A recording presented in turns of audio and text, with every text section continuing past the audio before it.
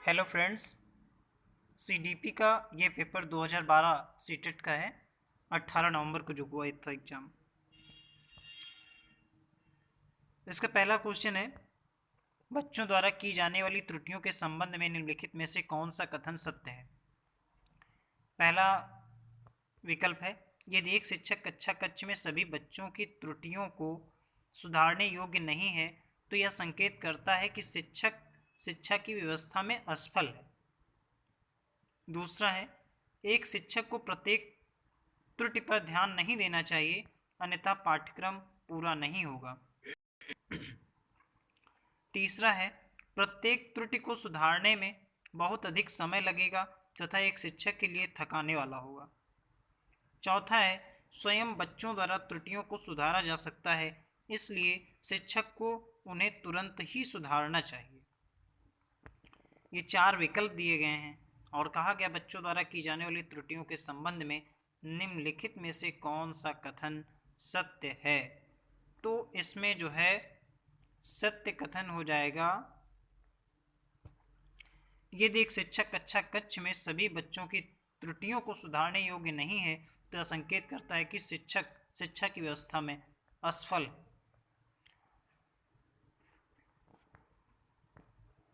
दूसरा क्वेश्चन है, नर्सरी कक्षा में शुरुआत करने के लिए कौन सी विषय वस्तु सबसे अच्छी है। विकल्प हैं, पहला मेरा विद्यालय, मेरा परिवार, मेरा प्रिय मित्र, मेरा पड़ोस। तो इसका सही आंसर हो जाएगा मेरा परिवार। नर्सरी कक्षा में शुरुआत करने के लिए कौन सी विषय वस्तु सबसे अच्छी है, तो मेरा परिवार। बच्चा परिवार में ही रह के शुरुआत करता है सीखने की। तीसरा क्वेश्चन है, प्राथमिक कक्षा में सकारात्मक वातावरण निर्मित करने के लिए एक शिक्षक को क्या करना चाहिए। पहला विकल्प है, विभेद नहीं करना चाहिए और प्रत्येक बच्चे के लिए समान लक्ष्य सुनिश्चित करने चाहिए। दूसरा है, समूह गतिविधियों के दौरान समाजमिति के आधार पर उन्हें अपने समूह बनाने की अनुमति देनी चाहिए। तीसरा है, सकारात्मक अंत वाली कहानियाँ सुनानी चाहिए। चौथा है, सुबह प्रत्येक बच्चे का अभिवादन करना चाहिए। तो इसका सही आंसर क्या हो जाएगा कि प्राथमिक कक्षा में सकारात्मक वातावरण निर्मित करने के लिए एक शिक्षक को क्या करना चाहिए। शिक्षक को जो है विभेद नहीं करना चाहिए और प्रत्येक बच्चे के लिए समान लक्ष्य सुनिश्चित करने चाहिए। यही इसका सही आंसर है। तो कौन सा आंसर सही हो गया, ए नंबर। फिर चौथा क्वेश्चन है, एक बच्चा जो, इसमें खाली स्थान भरना है, जो किस चीज़ से ग्रस्त है। वह सॉ और वॉज न्यूक्लियर न्यूक्लियर में अंतर नहीं कर पाता है।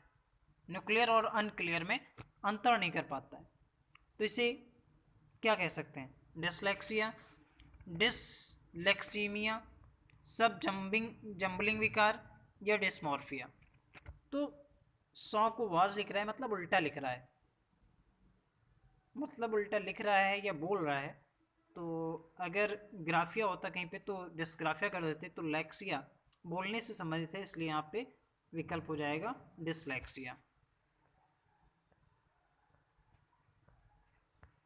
अगला क्वेश्चन है 5 नंबर, निम्नलिखित में से कौन सी विशेषता समस्या समाधान उपागम का विशेष चिन्ह है।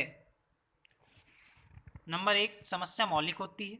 नंबर 2, सही उत्तर प्राप्त करने का सामान्यतः एक उपागम होता है। नंबर 3, समस्या केवल एक सिद्धांत प्रकरण पर आधारित होती है। नंबर 4, समस्या कथन में संकेत अंतर्निहित रूप से दिया होता है। क्वेश्चन कह रहा है, निम्नलिखित में से कौन सी विशेषता समस्या समाधान उपागम का विशेष चिन्ह है। तो इसमें हो जाएगा समस्या कथन में संकेत अंतर्निहित रूप से दिया होता है। तो विकल्प नंबर डी सही हो जाएगा।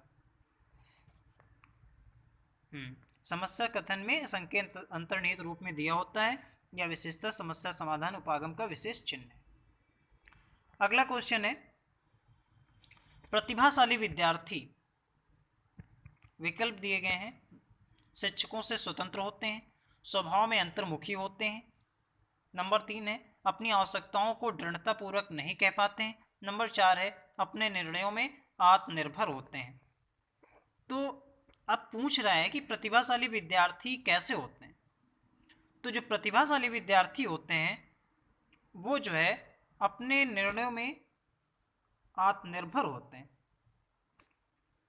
मतलब उन्हें अपने ऊपर विश्वास होता है कि हम ऐसा कर लेंगे, तो वो अपने ऊपर आत्मनिर्भर होते हैं। प्रतिभाशाली छात्र सदैव अपने निर्णयों में आत्मनिर्भर होते हैं। क्वेश्चन नंबर 7 है चिंतन के सूचना प्रक्रमण सिद्धांत में निम्नलिखित चरण आते हैं। पहला है का प्रतिक्रिया क्रियान्वयन, खा प्रतिक्रिया चयन, गा श्रेणीकरण, घा पूर्व प्रक्रमण। अब इन चरणों का सही क्रम क्या होगा? देखो, चिंतन के सूचना प्रक्रमण सिद्धांत में निम्नलिखित चरण आते हैं। इन 4 चरणों को बताया गया है। अब ये कह रहे हैं कि इसमें कौन सा विकल्प सही होगा। तो सूचना का प्रक्रमण करने के लिए सबसे पहले हम पूर्व प्रक्रमण पे आते हैं। तो पहला पद हो गया पूर्व प्रक्रमण, उसके बाद हो गया श्रेणीकरण किया, श्रेणीकरण के बाद प्रतिक्रिया चयन करेंगे, उसके बाद प्रतिक्रिया का क्रियान्वयन करेंगे। तो विकल्प नंबर डी सही हो गया। इसका कौन सा सही हो गया? डी। क्वेश्चन नंबर 8 सीखने संबंधी नियोगिताएं सामान्यतः किन में होती हैं? औसत से श्रेष्ठ बुद्धिलब्ध वाले बच्चों में पाई जाती हैं, लड़कियों की तुलना में अधिकतर लड़कों में पाई जाती हैं, या अधिकतर उन बच्चों में पाई जाती हैं जो शहरी क्षेत्रों की अपेक्षा ग्रामीण क्षेत्रों से संबंध रखते हैं। चौथा है उन बच्चों में पाई जाती हैं विशेषता जिनके पैतृक अभिभावक इस प्रकार की समस्याओं से ग्रसित होते हैं। तो सीखने संबंधी नियोगिताएं सामान्यतः उन्हीं बच्चों से पाई जाती हैं जो मतलब उन बच्चों में पाई जाती हैं विशेषता जिनके पैतृक अभिभावक इस प्रकार की समस्या से ग्रसित होते हैं। अगला क्वेश्चन है 9 नंबर। मोनिका जो गणित की शिक्षिका है राधिका से एक प्रश्न पूछती है। राधिका से कोई उत्तर न मिलने पर वह तुरंत मोहन से दूसरा प्रश्न पूछती है। जब उसे महसूस होता है कि मोहन उत्तर बताने में संघर्ष कर रहा है तो वह अपने प्रश्न के शब्दों को बदलती है। मोनिका की यह प्रवृत्ति यह प्रदर्शित करती है कि वह क्या, अब इसमें 4 विकल्प दिए हुए बताना है कि इस तथ्य से पूर्णतः परिचित है कि राधिका सवालों के जवाब देने के योग्य नहीं है। दूसरा है अपने सवाल के प्रति थोड़ा घबरा गई है। तीसरा है मोहन का पक्ष लेकर लिंग भूमिकाओं में रूढ़िबद्धता को बढ़ावा दे रही है। नंबर 4 है राधिका को किसी उलझनपूर्ण स्थिति में नहीं डालना चाह रही। तो यहाँ पे हो जाएगा कि राधिका से कोई उत्तर नहीं मिला, तो राधिका से तो उसने नहीं पूछा दूसरा प्रश्न मतलब उस टाइप का, लेकिन मोहन से जरूर पूछ लिया। तो यहाँ पे कहीं ना कहीं बात हो रही है कि मोहन का पक्ष लेकर लिंग भूमिकाओं में रूढ़िबद्धता को बढ़ावा दे रही है उसकी अध्यापिका। ठीक, तो विकल्प नंबर सी सही हो जाएगा। अगला क्वेश्चन है 10 नंबर। सीखने के लिए आकलन निम्नलिखित का ध्यान रखता है सिवाय, मतलब सीखने के लिए आकलन इनमें से किसके सिवाय ध्यान रखा जाता है? तो पहला है विद्यार्थियों की क्षमताएं, दूसरा है विद्यार्थियों की आवश्यकताएं, तीसरा है विद्यार्थियों की त्रुटियां, चौथा है विद्यार्थियों की अधिगम शैलियां। तो सीखने के लिए आकलन जो है निम्नलिखित रूप से विद्यार्थियों की आवश्यकताओं के अलावा और सभी पे ध्यान रखा जाता है। ठीक, तो विकल्प नंबर बी सही हो जाएगा। अगला क्वेश्चन है 11 नंबर। एक समान जुड़वा भाइयों से एक को सामाजिक आर्थिक रूप से धनाढ्य परिवार द्वारा गोद लिया जाता है और दूसरे को एक निर्धन परिवार द्वारा। 1 वर्ष के बाद उनके बुद्धि लब्धांक के बारे में निम्नलिखित में से क्या अवलोकित होने की सर्वाधिक संभावना है? देखो, पहला विकल्प दिया है दोनों समान रूप से अंक प्राप्त करेंगे। दूसरा है धनी सामाजिक आर्थिक परिवार वाले लड़के की अपेक्षा निर्धन परिवार वाला लड़का अधिक अंक प्राप्त करेगा। तीसरा है सामाजिक आर्थिक स्तर बुद्धि लब्धांक को प्रभावित नहीं करता है। चौथा है निर्धन परिवार वाले लड़के की अपेक्षा धनी सामाजिक आर्थिक परिवार वाला लड़का अधिक अंक प्राप्त करेगा। तो इसमें सबसे सही जवाब है कि सामाजिक आर्थिक स्तर बुद्धि लब्धांक को प्रभावित नहीं करता है। ठीक, अगला क्वेश्चन है क्वेश्चन नंबर 12, निम्नलिखित में कौन सा सूक्ष्म गतिक कौशल का उदाहरण है। सूक्ष्म गतिक कौशल पहली चीज होती है जो काम मतलब सूक्ष्म बारीक काम जो होते हैं उनको कहा जाता है। तो यहाँ पे देखो कौन सा होगा, पहला है दौड़ना, दौड़ने में बारीक काम थोड़ा नहीं है, बहुत तेज तेज वो करते हैं। फिर चढ़ना, चढ़ने में भी पैर हाथ दोनों का प्रयोग किया जाता है, काफ़ी बड़े बड़े स्टेप्स होते हैं। फुदकना, फुदकने में भी बड़ा काम होता है। लिखने में जो है उंगलियों से बारीक काम है। तो यहाँ पे कौन सा सही हो जाएगा, सूक्ष्म गति कौशल में लिखना। ठीक, 12 में बी नंबर।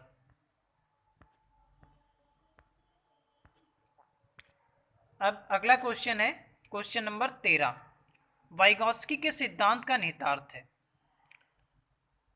वाइगॉस्की ने क्या कहा है, इनका मतलब यह है प्रत्येक विद्यार्थी को व्यक्तिगत रूप से दत्तिकार देना। दूसरा है प्रारंभिक व्याख्या के बाद कठिन सवालों को हल करने में बच्चे की सहायता न करना। तीसरा है बच्चे उन बच्चों की संगत में श्रेष्ठतम रूप से सीख सकते हैं जिनका बुद्धि लब्धांक से कम होता है। चौथा है सहयोगात्मक समस्या समाधान। तो इनका आंसर हो जाएगा, वेगोस्की ने कहा है सहयोगात्मक समस्या समाधान पर इन्होंने बल दिया है कि उसके सहयोग की जाए समस्या समाधान करने में। तो इसका विकल्प नंबर डी सही हो जाएगा। क्वेश्चन नंबर 14 है किशोर, खाली जगह भरनी है। किशोर मतलब किशोर किस चीज़ का अनुभव कर सकते हैं। पहला है दुश्चिंता और स्वयं से सरोकार। दूसरा है बचपन में किए गए अपराधों के प्रति डर के भाव। तीसरा है आत्मसिद्धि के भाव। और चौथा है जीवन के बारे में परितृप्ति के भाव। तो किशोर जो है वो दुश्चिंता और स्वयं से सरोकार कर सकता है, का अनुभव कर सकता है। ठीक, तो विकल्प नंबर ए सही हो जाएगा। क्वेश्चन नंबर 15, शारीरिक रूप से सक्षम बच्चों को सामान्यता होता है। देखो बच्चा शारीरिक रूप से सक्षम है तो इसमें क्या हो सकता है। देखो सक्षम की जगह इसमें डिस्थीमिया, ये शारीरिक रूप से सक्षम बच्चों को सामान्यता होता है, शारीरिक रूप से सक्षम है। तो डिसलेक्सिया, डिसकैलकुलिया, डिस्ग्राफिया, तो यहाँ पे हो जाएगा अक्षम होना चाहिए हमारे हिसाब से। यहाँ पे शारीरिक रूप से अक्षम बच्चों को सामान्यता अक्षम होना चाहिए। यहाँ पे अक्षम बच्चा आएगा शारीरिक रूप से। तो डिस्ग्राफिया लिखने में जो है हाथ जब नहीं चलेंगे तो उसको डिस्ग्राफिया हो जाएगा, लिखने में दिक्कत होगी। ठीक, अगला क्वेश्चन है 16 नंबर, आंशिक पुनर्बलन। आगे 4 विकल्प दिए हैं, इसको आगे पूरा करना है। नंबर 1 सतत पुनर्बलन की अपेक्षा कम प्रभावी होता है। नंबर 2 वास्तविक कक्षा कक्ष में अनुप्रयुक्त नहीं किया जा सकता है। नंबर 3 है पशुओं को प्रशिक्षित करने में सर्वाधिक कार्य करता है। नंबर 4 है सतत पुनर्बलन की अपेक्षा अधिक प्रभावी होता है। तो इसमें हो जाएगा सतत पुनर्बलन की अपेक्षा अधिक प्रभावी होता है, विकल्प नंबर डी सही हो जाएगा। 17 नंबर क्वेश्चन पे चलते हैं। एक सशक्त विद्यालय अपने शिक्षकों में निम्नलिखित योग्यताओं में से किसे सर्वाधिक बढ़ावा देता है। शिक्षकों में बढ़ावा देना है ना। एक सशक्त शिक्षक अपने शिक्षकों में निम्नलिखित योग्य में किसे सर्वाधिक बढ़ावा देता है। तो पहला विकल्प अनुशासित स्वभाव, प्रतिस्पर्धात्मक अभिवृत्ति, परीक्षण करने की प्रवृत्ति और स्मृति। तो इसमें जो है वो प्रतिस्पर्धात्मक अभिवृत्ति, मतलब जब टीचर आपस में प्रतिस्पर्धा करेंगे तो आसानी से जो है उनके विद्यालय में बच्चों को सीखने के लिए अच्छे से ज्ञान प्राप्त होगा। तो इसलिए इसमें प्रतिस्पर्धात्मक अभिवृत्ति को बढ़ावा दिया जाता है। 18 नंबर क्वेश्चन है, निम्नलिखित में से अंतः विषयी अनुदेशन का सर्वोत्कृष्ट लाभ यह है कि क्या है? पहला विकल्प, पाठ्य योजना बनाने और गतिविधियों में शिक्षकों को अधिक लचीलेपन की अनुमति होती है। नंबर 2 है, विद्यार्थियों को सीखे गए ज्ञान को बहु संदर्भों में अनुप्रयोग करने और सामान्यीकृत करने के अवसर दिए जाते हैं। नंबर 3 है, प्रकरणों की विविधता जिन्हें परंपरागत पाठचर्या में संबोधित किए जाने की आवश्यकता है से शिक्षकों को अभिभूत होने की कम संभावना होती है। चौथा है, विद्यार्थियों में विभिन्न विषय क्षेत्रों के विशेष प्रकरणों के प्रति नापसंदगी विकसित होने की कम संभावना होती है। तो क्वेश्चन था अंतः विषय अनुदेशन का सर्वोत्कृष्ट लाभ क्या है? तो अंतः संबंधी जो है वो क्या होता है? विद्यार्थियों को सीखे गए ज्ञान का बहु संदर्भों में अनुप्रयोग करने और सामान्यीकृत करने के अवसर दिए जाते हैं। ठीक, तो इसका विकल्प नंबर बी सही हो जाएगा। नेक्स्ट क्वेश्चन 19 नंबर पे चलते हैं। वे शिक्षा ज्ञान और शैक्षणिक दक्षता की हार्दिक इच्छा प्रदर्शित करते हैं उनके पास होता है पहला, निष्पादन उपागम अभिविन्यास। दूसरा, निष्पादन परिहार अभिविन्यास। तीसरा है कार्य परिहार अभिविन्यास। चौथा है नैपुण्यता अभिन्यास। तो जिन शिक्षार्थियों के पास निष्पादन उपागम अभिविन्यास होता है वे शिक्षार्थी समृद्ध ज्ञान और शैक्षणिक दक्षता की हार्दिक इच्छा प्रकट करते हैं। तो इस चीज़ से ये है कि इनका विकल्प नंबर 1 सही हो जाएगा। ठीक, कि वे शिक्षार्थी जो समृद्ध ज्ञान और शैक्षणिक दक्षता की हार्दिक इच्छा प्रदर्शित करते हैं उनके पास होता है निष्पादन उपागम अभिविन्यास। ठीक, 20 नंबर क्वेश्चन है, शिक्षक किसके अलावा निम्नलिखित सभी को करते हुए समस्या समाधान को विद्यार्थियों के लिए मजेदार बना सकता है? पहला विकल्प है सृजनात्मक चिंतन के लिए असीमित अवसर उपलब्ध कराना। बी नंबर है जब विद्यार्थी स्वयं से कोई कार्य करने की कोशिश कर रहे हों तो उनसे परिपूर्णता की अपेक्षा करना। ठीक, तीसरा है मुक्त अंत वाली सामग्री उपलब्ध कराना। चौथा है मुक्त खेल के लिए समय देना। तो इसमें हो जाएगा जब विद्यार्थी स्वयं से कोई कार्य करने की कोशिश कर रहे हो तो उनसे परिपूर्णता की अपेक्षा करना। ठीक, बच्चा काम कर रहा है वो करेगा ही, लेकिन पूर्णता की उससे अपेक्षा न करो कि वो बिल्कुल कर डालेगा। बच्चा है, सीखेगा, धीरे धीरे कर लेगा।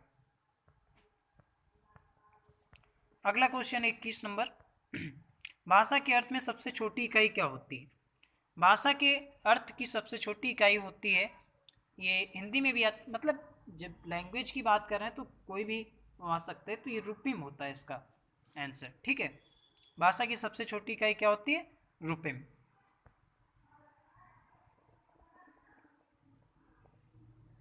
और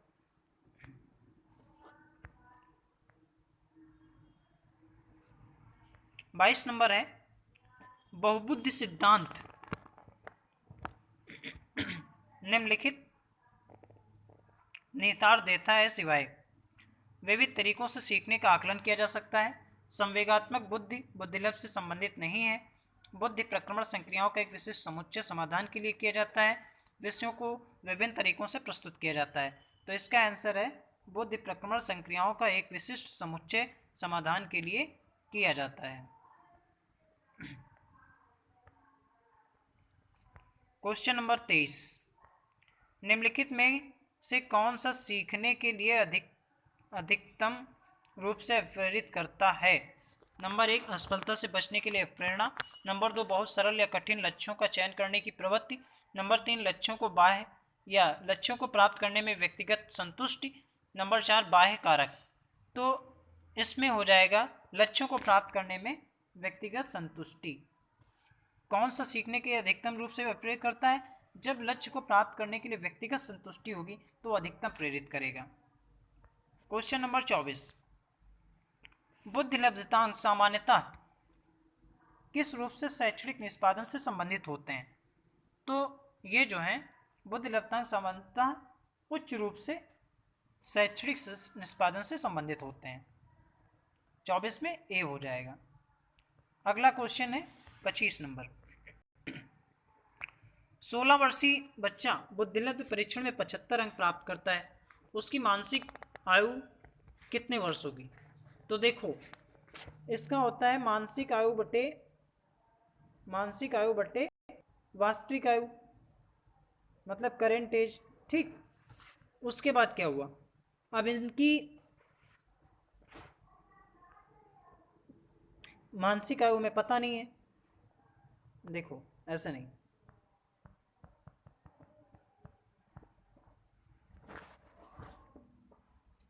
IQ बराबर फार्मूला होता है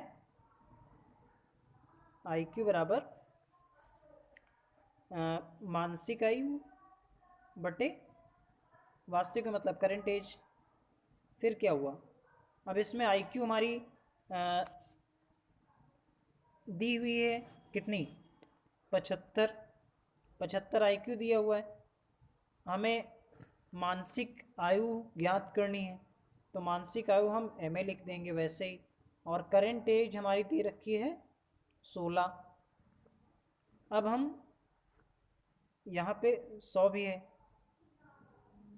ठीक, यहाँ पे 100 बढ़ा लेना। अब क्या होगा, 16 से इसको काटेंगे तो ये कट के इसको कट के टोटल हमारी निकल के आएगी 12 वर्ष।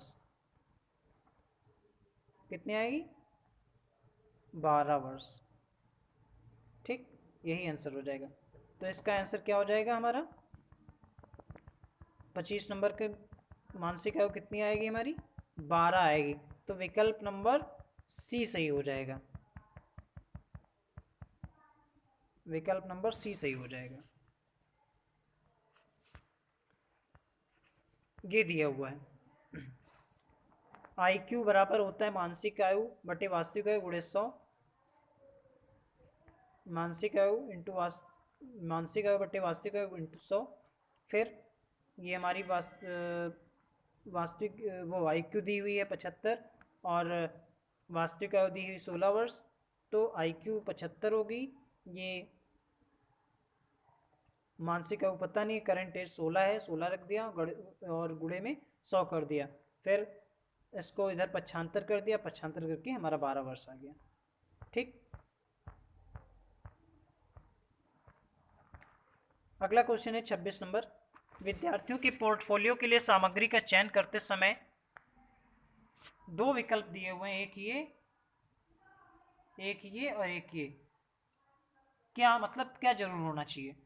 तो इस क्वेश्चन में ये होगा कि करते समय विद्यार्थियों के पोर्टफोलियो के निर्माण सामग्री का चयन करते समय सबसे पहले तो उसमें विद्यार्थियों का, अभिभावकों से कोई मतलब नहीं, पोर्टफोलियो विद्यार्थियों की हो रही है, तो विद्यार्थियों इसमें है और इसमें है, इसमें है, इसमें है, तो इनका बहिष्करण गलत बात है, ये वाला सही हो जाएगा समावेशन। तो इसमें बी वाला सही हो जाएगा आंसर। ठीक, मतलब विद्यार्थियों के पोर्टफोलियो के लिए सामग्री का चयन करते समय विद्यार्थियों का समावेशन जरूर होना चाहिए। 27 नंबर क्वेश्चन है, सफल समावेशन को निम्नलिखित की आवश्यकता होती है सिवाय। नंबर 1 संवेदनशील बनाना, नंबर 2 पृथक्करण, नंबर 3 अभिभावकों की भागीदारी, नंबर 4 क्षमता संवर्धन। तो इसमें जो है कह रहे हैं सिवाय, मतलब इसके सिवाय क्या, क्या सिवाय, तो पृथक्करण के सिवाय। यही आंसर हमारा सही हो जाएगा, पृथक्करण। ठीक, अगला क्वेश्चन है 28 नंबर। विद्यालय में लिंग भेदभाव से बचने का सर्वोत्तम तरीका हो सकता है शिक्षकों द्वारा अनेक लिंग पक्षपातपूर्ण व्यवहारों का अधिक संज्ञान, पुरुष एवं महिला शिक्षकों को समान संख्या में भर्ती करना, विद्यालय में लिंग भेदभाव को दूर करने के लिए नियम बनाना और कड़ाई से उनका पालन करना, संगीत प्रतियोगिता के लिए लड़कियों की अपेक्षा अधिक लड़कों का चयन करना। जैसे कहा जाता है कि लड़कियां गाना गा लेती हैं, ये एक रूढ़िवादिता बनी हुई है, तो यहाँ पे ये विकल्प सही हो जाएगा, लेकिन ये विकल्प सही नहीं होगा। इसमें जो है पहला विकल्प था शिक्षकों द्वारा उनके लिंग पक्षपात पूर्ण व्यवहारों का अधिसंज्ञान, ये वाला विकल्प सही होगा। ठीक, विद्यालय में लिंग भेदभाव से बचने का सर्वोत्तम तरीका हो सकता है शिक्षकों द्वारा उनके लिंग पक्षपात पूर्ण व्यवहार का अधिसंज्ञान होना। ठीक, तो विकल्प नंबर ए सही होगा इसमें। अगला क्वेश्चन है 29 नंबर, सह शैक्षणिक क्षेत्रों में निष्पादन के आधार पर शैक्षणिक क्षेत्रों में निष्पादन के स्तर को बढ़ाने का औचित्य स्थापन किस आधार पर किया जा सकता है? नंबर एक, यह हाथ से किए जाने वाले श्रम के प्रति सम्मान विकसित करता है, यह व्यक्तिगत भिन्नताओं को संतुष्ट करता है। नंबर तीन, यह हास्यकृत विद्यार्थियों के लिए प्रतिपूरक भेदभाव की नीति का अनुगमन करता है। नंबर चार, यह सार्वभौमिक धारण को सुनिश्चित करता है। क्वेश्चन था सह शैक्षणिक क्षेत्रों में निष्पादन के आधार पे, किस आधार पे? निष्पादन के आधार पे। किस आधार पे? निष्पादन के आधार पे शैक्षणिक क्षेत्रों में निष्पादन, शैक्षणिक क्षेत्रों में निष्पादन के स्तर को बढ़ाने का औचित्य स्थापन किस आधार पर किया जाता है? तो वो किया जाता है यह व्यक्तिक भिन्नताओं को संतुष्ट करने के आधार पे। ठीक, यह व्यक्तिक भिन्नताओं को संतुष्ट करता है। अगला क्वेश्चन है, विद्यालय में नियमित उपस्थिति के लिए वंचित बच्चों को प्रोत्साहित करने के लिए निम्नलिखित में से कौन सा तरीका सर्वाधिक उपयुक्त होगा? आवासीय विद्यालय खोलना, बच्चों को विद्यालय आने की अनुमति न देने का कानूनन दंडनीय अपराध बनाया जाए, विद्यालय द्वारा बालकों को एकत्रित करने वाले एक व्यक्ति को नियुक्त किया जाए जो प्रतिदिन घरों से बच्चों को लेकर आए, या बच्चों को आकर्षित करने के लिए प्रतिदिन 5 रुपये देना। तो विद्यालय में नियमित उपस्थिति के लिए वंचित बच्चों को प्रोत्साहित करने का निम्नलिखित में से कौन सा सर्वाधिक तरीका उपयुक्त है? तो आवासीय विद्यालय खोले जाएं जिससे बच्चा वहीं पे रहेगा और वहीं पे उसको सरकार की तरफ से सारी फैकल्टीज़, सारी सुविधाएं मिलेंगी, जिससे बच्चा वहाँ पे आकर्षित होगा। ठीक, तो आज की क्लास के ये 30 क्वेश्चन थे। नेक्स्ट क्लास बहुत जल्द फिर होगी। धन्यवाद।